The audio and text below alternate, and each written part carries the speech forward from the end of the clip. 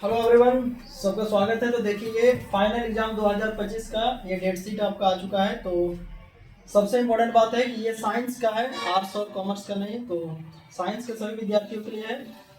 Date sheet 14 फरवरी से आपका start है और 3 मार्च को खत्म है। द मोस्ट इम्पोर्टेंट थिंग कि टाइम को मैनेज कैसे करें।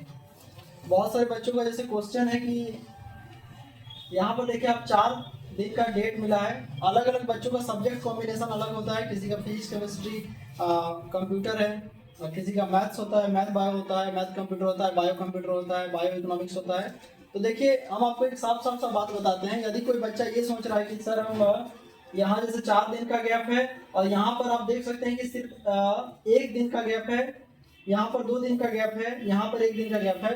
तो मैं आपको कड़े शब्दों में ये बोलना चाहता हूँ कि यदि आप ये सोच रहे हैं कि सिर्फ 1 दिन में यहाँ जैसे आप 19 फरवरी को मैथमेटिक्स का परीक्षा देकर आइएगा और 20 को घर में रह के 21 पढ़ लीजिएगा और अगला दिन यदि आप सोच रहे हैं कि बायो दे देंगे, कंप्लीटली फेक है।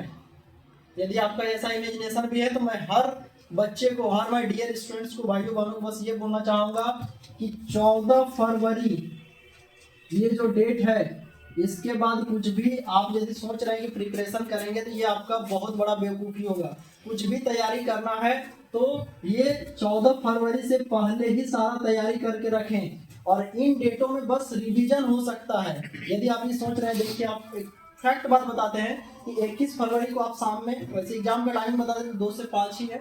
तो यदि आप सोच रहे हैं कि 21 फरवरी को हम फिजिक्स का परीक्षा दे के आएंगे और 1 दिन में बायो लिख देंगे, या 19 फरवरी को मैथ्स लिख के आएंगे और 1 दिन में फिजिक्स लिख देंगे, फिजिक्स 1 साल में खत्म नहीं हो सकता है। तो 1 दिन में बस रिवीजन हो पाएगा और रिवीजन उन चीजों का होता है जो कंप्लीट हुआ होगा। इसलिए मैं बता रहा हूँ कि 14 फरवरी जो आपका एग्जामिनेशन डेट है, मैं आपसे ये रिक्वेस्ट करूंगा कि हर बच्चा 10 फरवरी तक जो हो सकता है, जितना हो सकता है, चाहे वो physics, chemistry, math, biology, economics, 10 फरवरी डेट को एकदम माइंड में बार बार ये कीजिए, अंडरलाइन करें। 10 फरवरी तक, एनी हाउ, चाहे जितना जान लगाना पड़े, जो भी करना पड़े, आपका सिलेबस हर सब्जेक्ट का, जो भी आपका सब्जेक्ट कॉम्बिनेशन है, 5 सब्जेक्ट है, वो कंप्लीट होना चाहिए। देखिए, ये अजीब सा थोड़ा सिलेबस लग रहा है। अब देखिए, बायोलॉजी के बाद केमिस्ट्री में 5 दिन का गैप है। अब बताइए कहाँ का सेंस है। बायोलॉजी के बाद हम ये नहीं बोल रहे कि बायोलॉजी छोटा सब्जेक्ट है, इसका 5 दिन का गैप है। मैथ फिजिक्स से दोनों बहुत बड़ा बड़ा चीज़ है और इसमें देखिए आपको 1 दिन का गैप है। देखिए, अब इंग्लिश के बाद इकोनॉमिक्स में आप देखिए 4 दिन का गैप है। तो ये गैप अनइवन है और इन गैप के चक्कर में जाइएगा, दिक्कत हो जाएगा बच्चा लोग।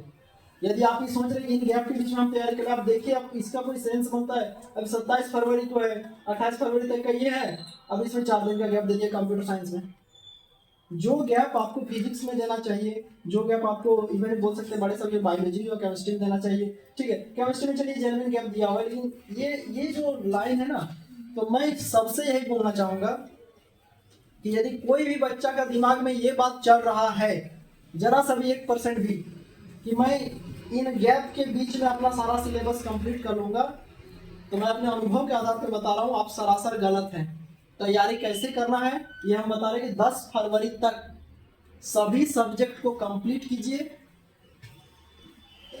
12 फरवरी भी जा सकता है, 13 को दिन भर इंग्लिश पढ़िए, भगवान करे 14 को बहुत अच्छे से एग्जाम लिखिए। अब बात बताते हैं हम आपको, ये जो 4 दिन का गैप है, ये मेरा पर्सनल विचार है, आप चाहें तो फॉलो कर भी सकते हैं, नहीं भी कर सकते हैं। ये चारों दिन हम पर्सनली आपको बताएंगे, इकोनॉमिक्स पढ़ना चारों दिन बेवकूफ़ी होगा, मेरा ये पर्सनल विचार है।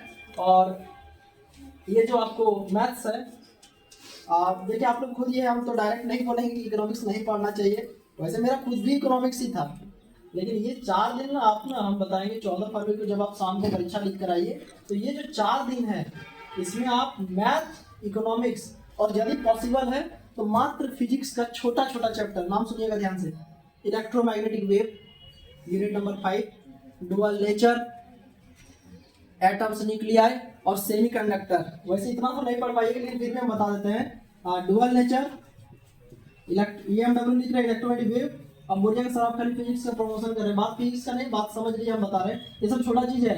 दिन का 1 घंटा 1.5 घंटा दीजिएगा, कंप्लीट हो जाएगा, पूरा फाइनल वाला बता रहे हैं। एटम्स, न्यूक्लियाई, इसको 1.5 से 2 घंटा दे सकते हैं, और सेमीकंडक्टर, और कुछ नहीं बोल रहे हैं, बस ध्यान से सुनिए। ये जो 14 फरवरी के बाद 18 फरवरी तक है, मतलब आपके पास क्या है टाइम 15 है, 16 है, 17 है और 18 भी है। तो 18 का सुबह से इकोनॉमिक्स पढ़िएगा ही। 15, 16, 17 ये जो 3 दिन आपके पास है, 15, 16, 17 ध्यान से सुनिएगा। इसमें देखिए हम बोलेंगे नहीं 15 और 16 के बीच में ना थोड़ा बहुत, 15 और 16 के बीच में थोड़ा बहुत फिजिक्स से पढ़ लीजिएगा। फिजिक्स में जो करना हो देखिए 15 में दो छोटे छोटे चीज पढ़िए ऐसे ऐसे। देखिए ये छोटा है, ये थोड़ा बड़ा है, ये बहुत छोटा है, ये बहुत बड़ा है। ये सब का हम वन शॉट बनाए हैं, आप प्लेलिस्ट चेक कर लीजिएगा। 15, 16 ये सब कर सकते हैं, ये सब के अलावा एक्स्ट्रा नहीं। ऑप्टिक्स हम पर्सनल सजेशन देंगे, अभी नहीं छुए तो ही बेहतर है। तो 15, 16 को पढ़िए, 17 को आप दिन भर मैथ्स पढ़िए, ठीक है। और सॉरी 17 को नहीं पढ़िए, 17 को आप दिन भर, सॉरी ठीक बोलिए, 17 को आप दिन भर मैथ्स पढ़िए। लेकिन दिन भर में नहीं पढ़ने बोलेंगे, आप फर्स्ट हाफ तक ही पढ़िए। फिर 18 का आप सेकंड हाफ से ही 18 को तो आपको परीक्षा है ना, 17 का ही सेकंड हाफ से आप इकोनॉमिक्स चालू कर दीजिए। ये मेरा पर्सनल विचार है, आप फॉलो कर भी सकते हैं, नहीं भी कर सकते, आप स्वयं उतना समझदार है, आपको पता होगा कि आपका कमजोरी क्या है, आपका स्ट्रेंथ क्या है। ये डेट है इकोनॉमिक्स 18 के इकोनॉमिक्स। अब आपके पास शाम को आप आइएगा 5, 5:30 बजे। अब आपके पास बस इतना बता देते हैं कि शाम का 6 बजे से अगला दिन का सुबह मात्र 12 बजे तक का समय है। 6 अब ये रातें हैं तो हमको नहीं लगता है कि कोई भी अच्छे बच्चे सो के शायद गुजार देंगे। यही सब मेमोरेबल बातें होंगी। 6 से 12 शाम को आप 6 बजे आइएगा परीक्षा देके, और 12 बजे तक का आपके पास समय है। तो वही 12 से 18 घंटा है। अब आप डिसाइड कर लीजिए 18 घंटा आपका मैथ्स का है, कुछ नहीं छूना है इसके अलावा। अब देखिए 19 तारीख को आपको हो गया मैथ्स का एग्जाम। 19 को आप शाम को 5 बजे आइए। ये सबको माने तो एक बार देख लीजिए, ठीक है। और एक छोटा सा बात बताते हैं, एग्जाम दे के आने के बाद कुछ बच्चों लोग का ये आदत होता है कि सब चीज मिलाता है। नहीं, बहुत अच्छी बात है, कॉम्पिटिटिव एग्जाम में मिलाइए। इस एग्जाम में कुछ भी मिलाइएगा तो आपको डर लगेगा। अब मान लीजिए किसी के कुछ गलत है तो उससे आप डेमोरलाइज होइएगा, तो ये मेरा पर्सनल सजेशन है। अच्छा मिला के गलत ही हो जाएगा तो आप क्या कर लीजिएगा।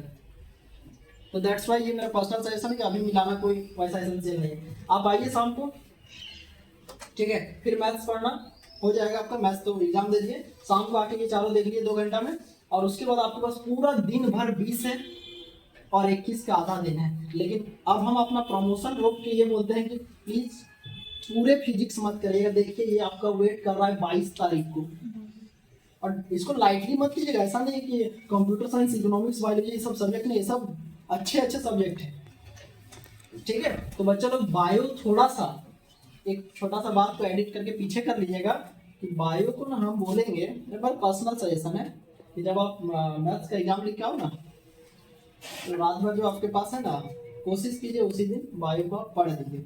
हाँ लेकिन 20 को दिन में ओनली फिजिक्स। अब जिनका बायो नहीं, हम उनके लिए बात नहीं कर रहे हैं।